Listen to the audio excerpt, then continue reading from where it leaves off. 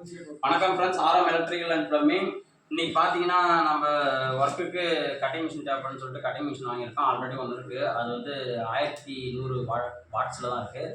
சரி, கொஞ்சம் பவராக வாங்கணும்னு சொல்லிட்டு பவர் புல்ட்டில் 1500 வாட்ஸில் வாங்கியிருக்கோம். இது பாருங்கள், அன்பாக்சிங் பண்ணுறேன் என்னென்ன கொடுத்துருக்காங்கன்னு. பிளேடு காட்டுறதுக்காக அலைன் கீ ஒன்று கொடுத்துருக்காங்க. ஸ்பேர் கார்பன் ஒன்று கொடுத்துருக்காங்க. 6 மந்த் வாரண்ட்டி கேரண்டி கொடுத்துருக்காங்க. ஹேண்டில் கொடுத்துருக்காங்க. சேஃப்டி கார்டு கொடுத்துருக்காங்க. கட்டிங் மிஷின் எடுக்கிற பாருங்கள் எப்படி இருக்குன்னு. Water proof, dust removal. இதோடைய சவுண்டு பாருங்கள் எப்படி இருக்குன்னு.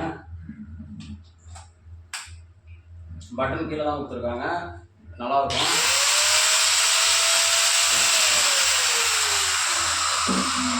நல்லா வெயிட்டாக நல்லா இருக்குது கட்டிங் மிஷினு.